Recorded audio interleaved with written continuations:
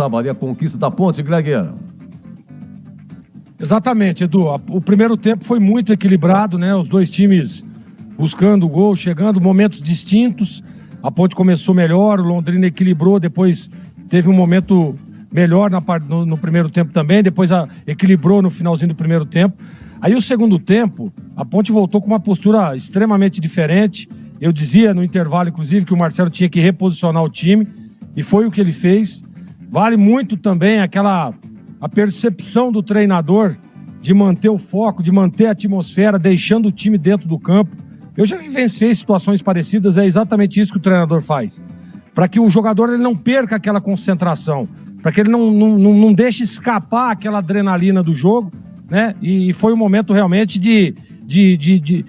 do treinador perceber e deixar os caras dentro do campo. Isso trouxe a Ponte diferente no segundo tempo. Mais aguda, com uma percepção melhor, uma chegada mais contundente ao ataque. Você vê que teve essa defesa do Diogo Silva que você falou aí, que pra mim foi a defesa do jogo. Aliás, um milagre, né? Cara a cara, ele faz uma grande defesa. E aí, no lance seguinte, a Ponte abre o placar e dá a sequência. A partir daí, o Londrina não jogou mais, né? Aí só deu Ponte, a Ponte controlando o jogo, controlando as ações. Claro e óbvio que a gente tem que enaltecer, sem dúvida nenhuma, a primeira linha Ponte Pretana, com o Pacheco, o Anderson, o Simon, também o Arthur, né? Os dois volantes, o Luiz Felipe e o Rodrigo também muito contundente na marcação, não dando espaço. A Ponte mereceu, né, Edu? Mereceu o resultado. Fez um jogo realmente para ganhar no segundo tempo. Primeiro tempo realmente teve muito equilíbrio, mas sem dúvida nenhuma no segundo tempo não teve... O Londrina não teve chance, não teve espaço, não conseguia jogar. Todas as ações do Londrina eram neutralizadas com muita capacidade do sistema defensivo Ponte Pretano. Então, para mim, não só na partida de hoje, né, Edu, mas a Ponte mereceu esse título.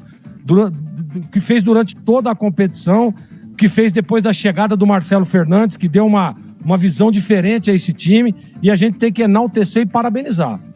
Porque diante de tanta dificuldade fora de campo, jogadores chamaram a responsabilidade, o treinador assumiu essa responsabilidade também de ter o controle do elenco, de ter o controle do time, e foi o que aconteceu. A Ponte mereceu o título por tudo que fez durante o ano, fez um belíssimo Campeonato Paulista. A gente tem que parabenizar também o Alberto Valentim, que também merece esse título, que estava no time, né? Eu não me lembro agora qual rodada, depois você me fala, Edu, que o Alberto sai. Contra o Botafogo da Paraíba. Foi em agosto a saída dele. Não, o último jogo foi Botafogo lá na Paraíba contra o Botafogo, da 16ª partida.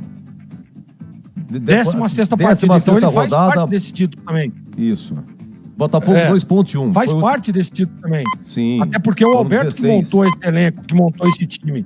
Então eu tenho que parabenizar o Alberto Valentim também. Ele tá em outro clube, tá seguindo a carreira dele, mas participou efetivamente. Agora, a chegada do Marcelo Fernandes é impressionante. Eu tô aqui com meu pai, nós estamos aqui na fazenda, eu tava falando para ele agora. O que fez o Marcelo Fernandes frente à Ponte Preta foi impressionante. Os números do Marcelo é merecedor realmente de título. Então, parabéns à Ponte, parabéns aos jogadores, parabéns aí à comissão técnica que soube controlar, e tem que parabenizar, sem dúvida nenhuma, a torcida, né? Que linda a festa. Festa lindíssima.